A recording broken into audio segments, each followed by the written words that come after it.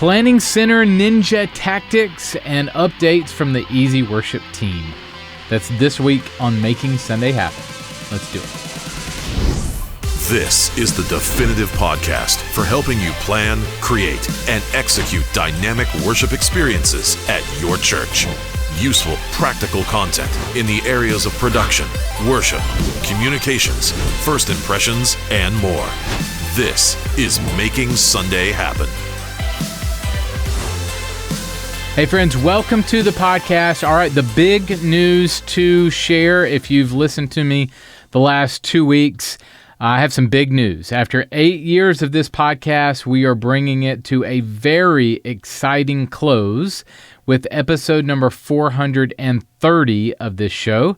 But have no fear, you are not getting rid of me that easy. We're actually expanding our training platform quite significantly. New brand, new website, lots of new momentum in the air. We are building a massive training library just for ministry leaders like you to help you visually communicate the gospel. We're not only going to launch a brand new podcast that I'll be hosting weekly, we're adding more brand new podcasts to the lineup. You're going to be meeting some new personalities from the team. We're also adding courses, webinars, books, articles, and more to the platform. So let me give you the changes in podcast, all right? So where this podcast has been more of a broad scope of whoever plans, creates, executes the worship experience, this new weekly podcast from me will be called Your Visuals Matter, and will focus solely on how to visually communicate the gospel using graphics and video. So we're going to walk through topics like what the Bible says about using visuals. What if I don't have screens at my church? Where do I start? What presentation software is right for my church? And how to use them. How to use ready-made graphics and video at your church effectively. How to look like a mega church on a church plant budget. Can I get an amen? And more. We're in production right now on season 1 of the show, and it's going to be awesome. I can't wait for you to join us for that. I'll be sharing more updates as the weeks move along about this new podcast, where to find it, where to find our additional training material, and more. We're going to be building that platform just for ministry leaders like you, again, to help you visually communicate the gospel. If you want to reach the people that you want to reach, your visuals matter. All right, on today's episode, I'm going to be talking with 2 great guys. Jimmy Cooper is one. Jimmy works at Open Door Church in Raleigh, North Carolina. He is a self-described planning center ninja. And if you need help planning and crafting the worship experience, I talked with Jimmy about how to use Planning Center to accomplish what you're after. I also welcome Jared Warren. Jared is a great friend and partner at EasyWorship. We work with them on a monthly basis with content for their platform, and just great friends of ours there at EasyWorship. But Jared will give some updates on new features and updates on the software. So Jimmy and Jared are both coming up.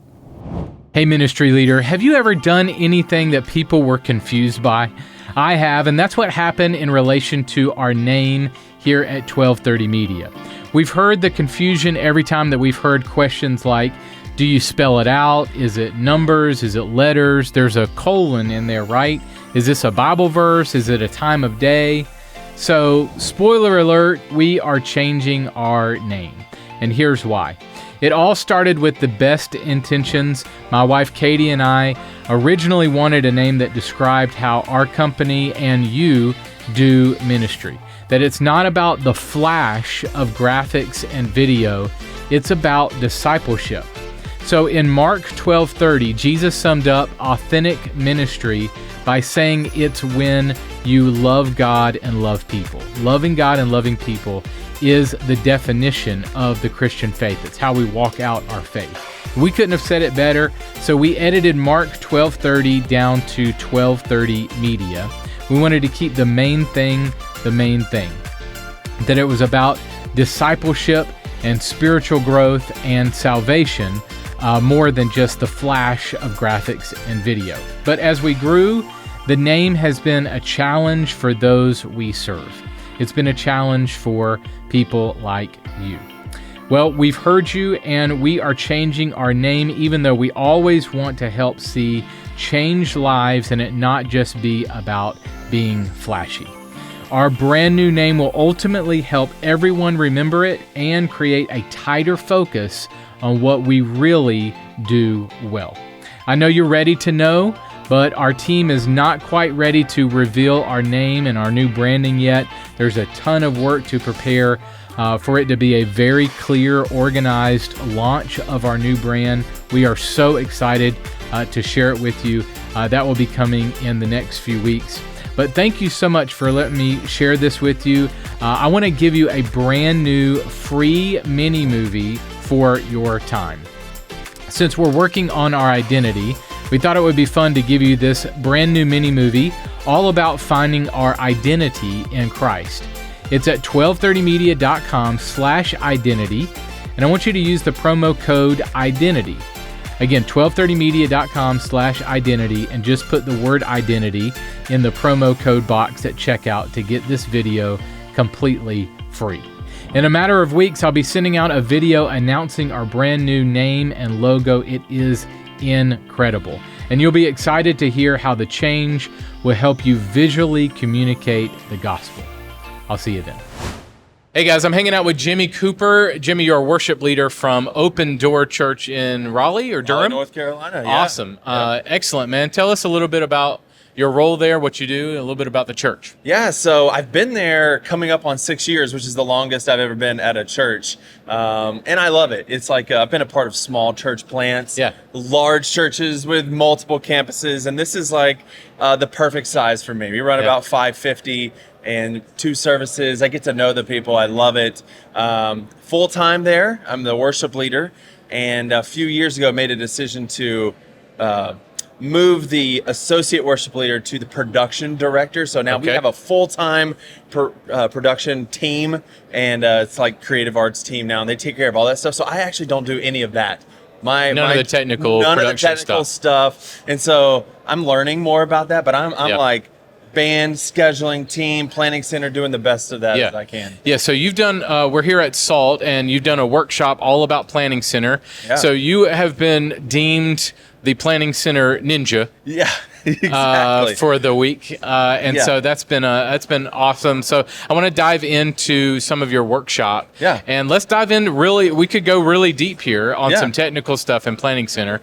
But first, give me a little bit of an overview of what you talked about. Okay. Well, first of all, I don't work for Planning Center. I do have a YouTube channel called Hey Worship Leader. No commission going off of this. No commission. No affiliate. And Ninja is very generous. I'll say Ninja was very generous, but we got to get people to come to the breakout sessions. But I did get real practical, and I just wanted people, and I want worship leaders and anybody in leadership who's communicating with teams. My main thing was to serve your teams. One of my values as a leader myself is to make everything as easy as possible for the volunteers. I want to serve them. And so that was kind of the main gist of everything we talked about. And then I got real granular about how I do that. And so that goes from the first 2 things we spoke about was letting your volunteers know exactly where they need to be and what time, and then give them the resources they need to show up. So whether that's worship ministry or children's ministry, like those are the 2 main things. And I feel like even though that sounds super simple and easy, a lot of leaders don't give their teams that kind of respect to know those 2 things. How far do you move up your call time? Meaning, if you really want them to show up at X time, do you move it up a little 30 minutes early? Or? I don't move it up too early, but I do stress that they'll be on time. Every week I remind them, and I'm very kind. I'm not trying to pat myself on the back, but I'm a people pleaser. And so I try to go the extra mile to be real, to let them know they need to be here at a certain time. So our call time is 7:15, that's sound check. And even with our vocalist, I'm like, this is when we go through and you set your own in-ear mix. And so you need to be here at a certain time. If you walk in at 7:14, you still have your purse in your hand and your in-ears aren't in, then you're late. Like get here at 7, get here as early as you need to. So downbeat, ready to go 7:15. 7:15. So be here as early as you need to be, go to the bathroom, whatever, but be plugged in, ready to go at 7:15. Gotcha. And that respects everyone. Okay, so that's call time. Now get me into some other things that you talked about. So you talked about preparing them, giving them the right tools and resources to be prepared to come in. So that means chord charts. That means kind of walk me through that. Yeah, so there were like two main things. I added a third one that as far as resources. So if you've already given them the time and the location, I showed everybody in the workout how I do that on Planning Center, making sure they're showing up at the right place. But I want to make sure that, and so this is coming from a worship leader, so I'm giving my band the resources they need. The first thing is an MP3 of the song that we're going to be doing in the correct key. And I showed them how to not upload a YouTube, or don't link a YouTube video, the actual because, MP3 the song. actual legal that you paid for MP3 into Planning Center. That way Planning Center can do its job and it can transpose into the right key. And then the same thing, we upload a chord chart as correct as possible, and I showed them how I like to do it rather than uploading a PDF. Let Planning Center do what it can do and use the editor that it has, because then you do it one time and Planning Center can take it from there and transpose and do all the back work for you. So that's the main thing. And then the third little bonus thing that I do is if you do run tracks, which we run click and cue and loops, I upload a practice track. So it has the click and the cues so that people can get used to it. They can know the map, the sequence of the song ahead of time. And so, again, I do this just to serve them. I want them to know exactly what to expect. And that way, if I change something, they're so familiar with the stuff that they know what to do. Is that MP3 a performance track, or is that a recording of you guys, maybe midweek rehearsal, something like that is the exact arrangement? Yeah, so normally for me, to make it as easy as possible and the time commitments that we have, it's just an MP3 of the artist doing the song. So it may be Phil Wickham's whatever, Behold, we're doing for Christmas, okay? So I just downloaded that song. I just downloaded his version of it, drop it into Planning Center, and they can transpose that. Now, his voice may sound like a chipmunk or a demon, depending, but at least the vocalist can sing their harmonies and practice along with it. And yeah, that's what we do. All right, so continue to walk me through tactics that you shared. Yeah, so other than those basic needs, then we get into some of the other things that kind of, make our jobs more efficient. So I'm blessed to be a full-time worship leader, but I know a lot of the people I speak to are not full-time. So how can we get done the things that we need to get done as quickly as possible? And, Planning Center is one of those things that they're trying to be be as efficient as possible for us. So I walked through using the matrix, and there's a new matrix mode. And so, those of us who've been doing things for a while, we don't like change. So I walked them through using the new matrix. If you don't know about the matrix mode, you can drag and drop songs. You can drag and drop team members, which is super helpful. So being able to just see multiple weeks at a time, it helps planning so much better. I think the struggle is a lot of worship leaders or people in this position, we're strapped for time, so we just work week to week. And I'm challenging them, plan ahead, get things out in advance. Yeah, so I can sit at a coffee shop one day and plan out my volunteers for the entire month, for the entire 2 or 3 months. Exactly. Yeah, I love that working in bulk aspect.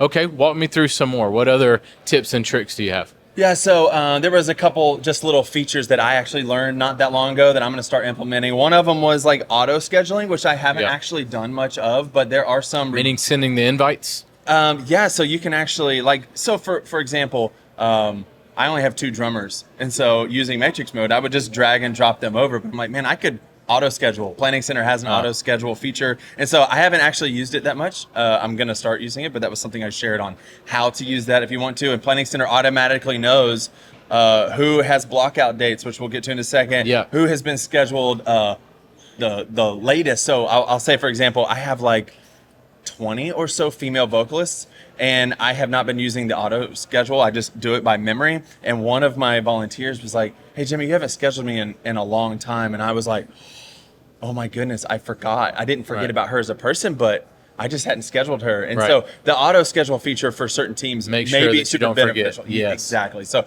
that was one of the things. The other thing that's new to me that was super helpful is that in the new matrix mode, there's a target view. So you can hover over a song or a team member, and a little target comes up. If you click on that, it immediately makes bright yellow everything that is similar to that. So if I'm like, how many baptisms did we do? If I make a matrix that's 2 months, how many baptisms have we done in the past? Highlight the one baptism I see, and it highlights all the rest of them. Or how many times has this drummer played? Boom, and it shows you every schedule. So that's another helpful ninja tactic that you can implement just to kind of see what's going on with your team. Talk to me about blockout dates. Yeah, so blockout dates are very important to me, because I don't like getting declines. Nope. You know, you send out these requests. I think something's wrong with you if you're declining. You're in the hospital. You have a major family emergency. Yeah, exactly. The decline is not So acceptable. I preach blockout dates, and I probably, it's time for me also to send out another reminder, because we have some new team members, and I explain it during the audition process. But blockout dates, if you don't know, there's like a calendar in Planning Center, and you can tell your team, hey, I want to respect your time.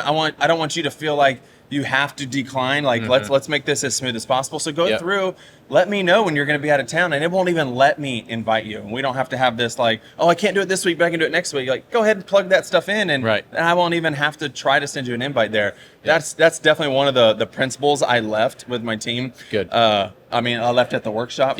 That I do with my team. The other one was and you've already alluded to it, is that I challenge them to plan ahead. So I like to schedule at least 2 months out. That's my personal goal. It may be different for everyone, but 2 months out. That way I can put up the set list a month out. That way, if people are, I have team members of all different skills. That's great. That it's not just your volunteers that you're scheduling out. You're scheduling out your set list. Exactly. You're going in and uploading those MP3s, chord charts, everything that they need for 4 weeks out, 5 weeks out, so that they can rehearse, practice. Yeah, because I have team members of all different skills, and so some of them may need a little work. But we're not trying to be American Idol here. I want them to serve the church with their gifts, but maybe they've never played to a click and a track before, but they're a great musician. So I want to upload those practice tracks and give them a month out to be able to practice. I just auditioned an electric guitar player. He's amazing, but he's never played this style of music before, and he's definitely never played with Ableton. So I wanted to make sure he's scheduled out far enough in advance and have all those resources that he needs. Good. Talk to me about shortcuts. What are some good shortcut keys that you use? So that's something that I'm even challenging myself to use, but you can hit the question mark. So shift, if you're on a Mac, shift question mark on any page. You should be on a Mac. And you should be on a Mac. It'll show you all the shortcuts that apply to that particular page, and that can be helpful for us who are like, man, I'm trying to add media files or something, and you can just hit M, or add an item of whatever it is, hit I, and it just speeds up the process. And like I said, we're often dealing with leaders who are not full-time in these positions, so they need to be able to work as efficiently as possible, and that's what I was trying to give them. Good. What are some good takeaways that you left your workshop folks with? Since we're super practical, and Planning Center is a it's admin stuff. It's data entry. It's all that stuff. I left them with the thought that, you're in the place that you are for a reason. Like, God has you there, not by mistake, and he's gifted you to do everything he's called you to do. One of the things that I've been a scripture that keeps coming back to mind for the last month and a half, I shared with them from Psalm 51, verse 12, I believe it is. Psalm 51 is where David's just coming out of that debacle with Bathsheba, and he's seeking the Lord. And in verse 12, he says, restore to me the joy of your salvation. And, as leaders, we do the same thing week in and week out. And a lot of times it can become mundane. And I think if we ask God that very prayer that I've been asking as a leader, to restore to me again the joy of his salvation, uphold me with a willing spirit, it makes those mundane tasks not so mundane. It makes scheduling an act of worship. Yeah, and it's about people. It's about people, not just clicking and metadata and chord charts and it's people. Yeah, exactly. Good. Well, man, thank you so much for this. Excellent ninja tactics. Yes. You are really chopping away, man. Thanks for the time. Thanks for having me. Hey, guys, I'm hanging out with Jared with EasyWorship. What's going on, Jared? Hey, Carl. Not a lot.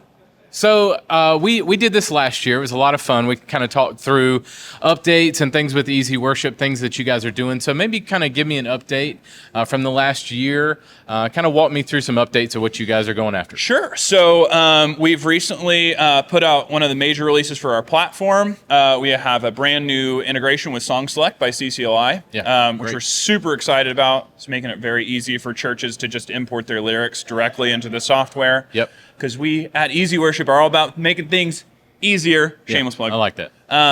So that's a big thing for us. I think the last thing we shared with you guys was we did a premium media integration and premium media plan. So, which you guys are a part of that major part of our media library, where anybody who has a subscription can go in and download things piecemeal for free. Yes. Really equip small to medium-sized churches with, that might not have a graphics team that can create really cool, engaging pieces of content for their church. Yeah.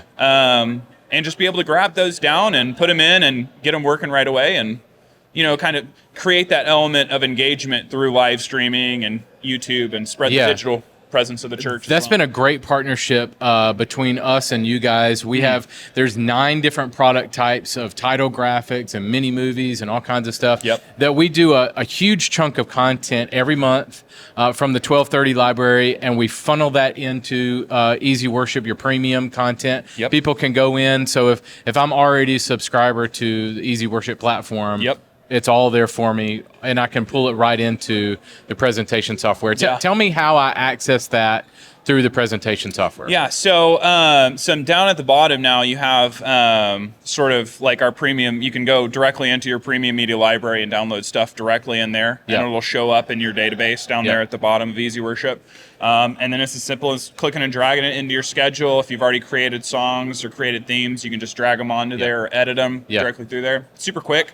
Like I said, we're all about enabling volunteer-based churches that may not have the resources to be able to like fully pack out their tech department and pay people to do that, just to be able to do it from home or from wherever they need to. Yeah. So tell me how you guys are reaching the church. I know there's a lot of new, fresh kind of vision with you guys on how to serve the church better. Sure. So we've really been fleshing out sort of our desire to... Our ministry really for the church is being able to, and I'm probably just going to more echo what I said before, but like equip smaller churches that don't really have a great ability to compete with more technologically advanced, more financially advanced churches that have a lot of resources and a big pool of big congregation that's regularly contributing.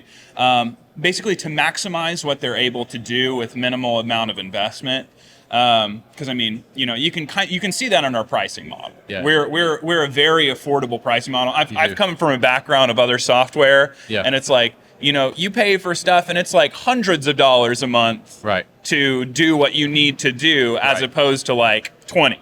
Or 15, which is more like a Netflix subscription. Yeah, you're definitely reachable for the medium to small churches, and provide everything that a larger church would have, as far as a great presentation software, great media library, great tools, great resources within the software. So fantastic. Maybe walk me through some of the tools that you guys have added over the last few months. Yeah. So the biggest one would probably be the Song Select by CCLI integration, just importing lyrics directly in.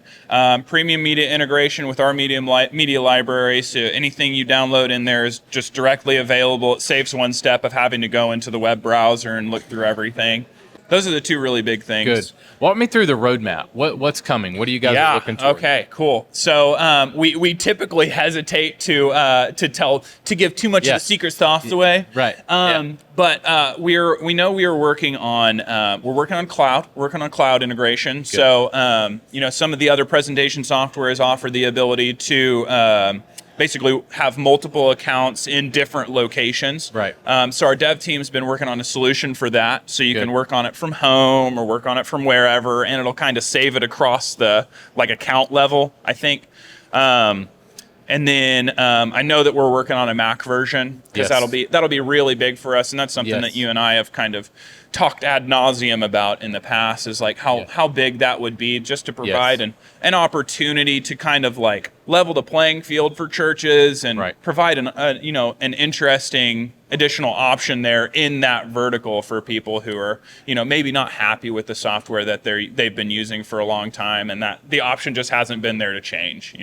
Right. Good. Yeah, I definitely agree with that. If you guys can once you release a Mac version, it's really going to open up a lot. So, and that we're going to be shouting from the mountaintops when we get the Mac version out, because it's like every time we come to Salt, it's like we have 150 of the same conversation of like, cool, what do you use? Right. Oh, a Mac? Awesome. Well, we'll talk to you in, when we're ready. But it's opening the door and kind of spreading the word about EasyWorship, and just kind of sharing our ministry as a company of equipping churches. It's a good chance for us to come here and do that. Tell me about some of the problems maybe that you're hearing at conferences or even just from your clients that you guys have done a great job solving. What questions do they have that you're That's really have good. Great answers to? Sure. So one of the biggest questions that's asked to us is like, why would I choose EasyWorship over, over whatever else is out there? And the biggest thing for us is that it's incredibly easy to learn and start using. Yes. It doesn't take, a college degree or 2 months of use to like understand how to do it. We've been really intentional with making the UI and the experience super simple. So, you can teach somebody to use the major portion of what you need it to do in like an hour or two. Right. So, fully equip the volunteer tech teams. And Dan's standing off camera, but he's been a huge part of sort of training, creating a training library that shows kind of the depth and breadth of the software and everything that it can do.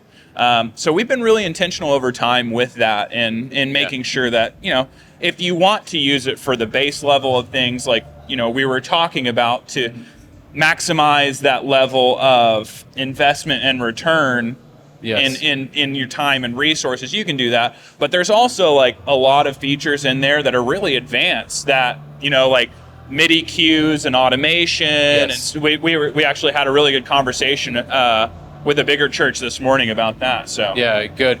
Well, I think that we have a great partnership with you guys, and it is really a great presentation software for that medium and small church. Definitely, really any size church. But I think that you really have that market of medium to small churches, for sure, and are really helping them out in a great way. So you guys are doing a fantastic job. And I actually got to spend a good chunk of time with Steve at Experience Conference earlier in September, and Experience is a big old conference, and we actually get to. They've brought us on board there, and we run show control with them. So we're doing everything we can to kind of stick the foot in the door, at as many conferences as we can, just to show that, like, yes, it's made. Yes, we've been really intentional in our ministry of being able to provide this as a resource for small to medium-sized churches. It definitely works in bigger environments.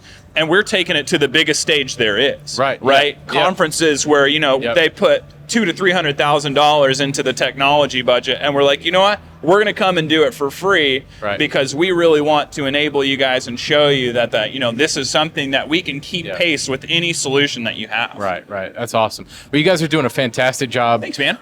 Really appreciate you guys. And thanks for the time today. Of course, brother. Thank you.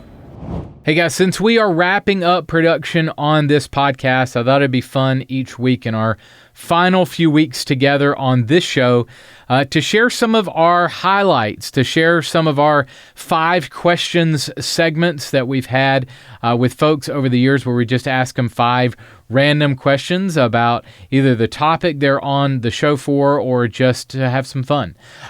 So 5 question segment today, a little throwback to when I interviewed Shane Bernard and Shane Everett. So 5 questions with Shane and Shane. Check this out.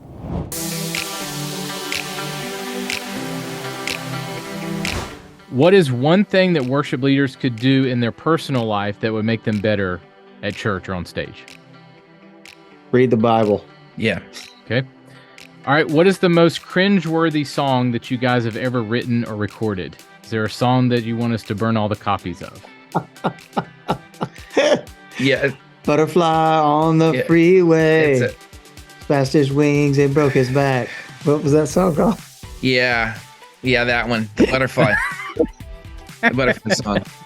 What was that called? I don't want to know. If you were up to me. No, that's a different one. Oh, that was a different one. All right. Who were your biggest musical inspirations as you came through? Oh, man. All sons and daughters, but the Knuckles and Charlie Hall. But that was way a long time ago. Mm-hmm. I would say Cadence Call was probably pretty big for me. Yeah. So K-Band, they just released their like a redo of their first or the Bus Driver album or whatever that one was. Yeah. Right? They came back together and redid it. Yeah. All right. What is one thing a worship leader could do this Sunday that would help people connect with God in a deeper way? I mean, first thing came to mind is prayer. Yeah. And then I think preparing is massive. And what's another P word? So pray, prepare, and proclaim. Yeah. Nice. Look, That's And good. I think the writer in you is coming out, baby. all three of those Dude. things are so important. I mean, when I started to actually prepare for my 2.5 minutes of how I was going to encourage folks toward Jesus in song, God started to really use that. Yeah. Do you First- find that the more prepared you are, the more you can go off script if the Spirit leads? You know what I mean? For sure. Absolutely. Yeah. Absolutely. Yeah. All right, last one for you. What is something that God has allowed you guys to do in your career that you're most proud of? Greatest impact, accomplishment. Oh man, what's the greatest accomplishment? I think that we still love the Lord. Is that? Yeah. I I'm think still that- here. I'm think still The here. greatest Yeah. accomplishment is we woke up Christians. Christians. Yeah. Yeah. That's it.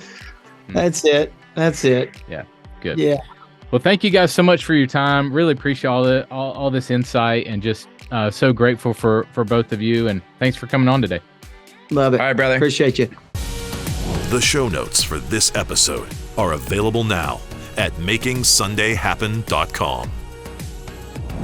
Hey friends, closing it up this week, be sure to go to makingsundayhappen.com to subscribe to the show and watch any archive episode. By the way, when we launch our new training platform, all archive episodes of Making Sunday Happen will still be on that platform. So you're not going to lose anything.